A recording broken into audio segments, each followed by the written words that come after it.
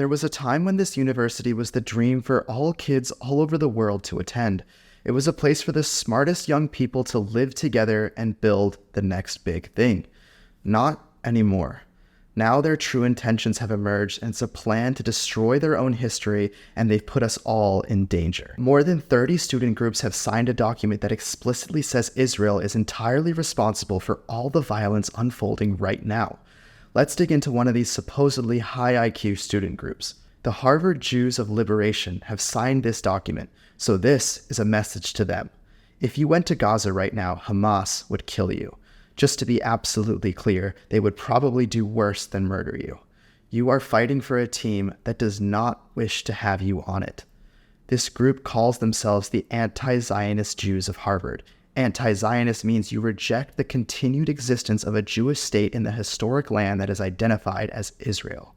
This puts 15 million Jewish people in danger, because all those people that you are seeing saying "gas the Jews" in Australia, France, and in the United States don't care if you are anti-Zionist. You are still Jewish, and in their eyes, that means you are not innocent. So when they come for you, you're not going to have much success by saying you never wanted Israel. You are simply not their priority right now. First, they are coming for Israel, then Jews all around the world. So you still have time to retract your names off that list, just like 9 of the other groups who realized they wanted to be on the right side of history and prevent another Holocaust. Unfortunately, this is only the beginning of Harvard's deep-seated hate. After these student groups signed a document siding with terrorists, the president of the school said this: "Our university embraces a commitment to free expression. That commitment extends even to views that many of us find objectionable, even outrageous. We do not punish or sanction people for expressing such views." If you don't punish your students for siding with a group whose sole mission is to murder as many Jews as possible, then please do not act surprised that Harvard is losing its legacy. It will happen quicker than you think. A Massachusetts congressman who used to take pride in graduating from Harvard is now feeling ashamed, saying terrorism is never justified nor someone else's fault. Another congresswoman from Harvard is now demanding the resignation of Harvard's president, saying Harvard continues to disgrace itself on the global stage. Anti-Semitism should be condemned and never defended as free expression. CEOs are now demanding answers. Jonathan Newman of Sweetgreen has already said, "I would like to know the names of these students so I never hire one of these people." That's the craziest part. The students who are standing for a cause that they haven't read about for 5 minutes are too cowardly to put their names on the document. For fear of losing her job, the president of Harvard eventually said that she condemns the actions of Hamas, but that not even 30 student groups speak for Harvard University and its leadership. Unfortunately, that is too little, too late. Now security has picked up all across Harvard. You're unable to enter a Harvard yard without a student ID. But this isn't actually in response to the literal document. This is because there is a guy driving a truck around with the names of these students on the outside. Not just their names, but the pictures with the headline of Harvard's leading anti-Semites. The owner of the truck also released this website, harvardhatesjews.com, which pushes people to send an email to the board members of Harvard. The reason why this is such a big deal is because Harvard is supposed to be the role model school. We look to them for everything. Whether it is a class that they started or seeing if they closed down for COVID, we are watching them constantly. So when you see moments like this at the University of Washington, you know who to thank. They want our people dead. They want us killed. Why are you allowing this? Why are you putting us so? They want us dead. Jewish students are now leaving colleges because they feel unsafe. Colleges are failing to keep an inclusive environment that they pride themselves on. Check out Columbia University, another extremely prestigious college that used the terror attacks as an impetus to free Palestine.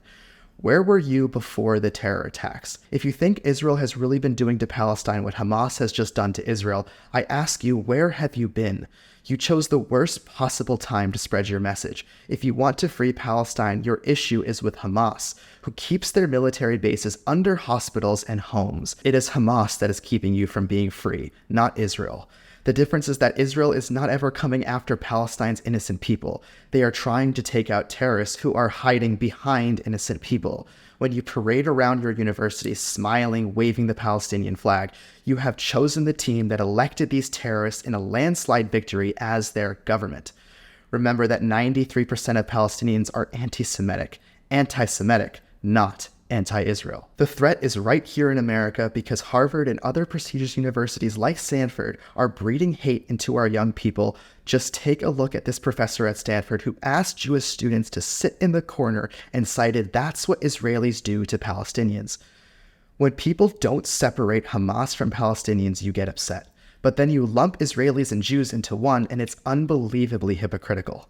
These actions fuel protests where people go beyond quote-unquote politics and take into pure hate. Take a look at this student on campus who says there is only one solution, which is a reference to Hitler's final solution to kill all Jews. A college dorm room of a Jewish student at Drexel was set on fire. A student at Columbia was beaten with a stick solely because they were Israeli. The suspect was later found ripping down posters of kidnapped victims of Hamas. If you think that we are not on the brink of another Holocaust, you are sadly naive. 2022 cited the highest amount of anti-Semitic acts in history, and our future can be protected at the source, which is the system that is led by the one and only Harvard. If you still think that these are just words and victimless crimes, these are pro-Palestinian protesters beating an Israeli in San Diego. It is never politics when the other side wants nothing more than our children dead and our sisters raped. This is the hatred of an entire race of people, not a government. If their issue was the government, they would have attacked the government, not kids at a peaceful concert. I urge you to look at the images of what Hamas did to Israel, and then you'll find it a lot more difficult to wave that Palestine flag. You'll likely put down the flag for now, or who knows, maybe even wave an Israeli one. Unlike the Harvard students who are hiding behind their institution, my name is Nathaniel Friedman, and I will see you in the next one.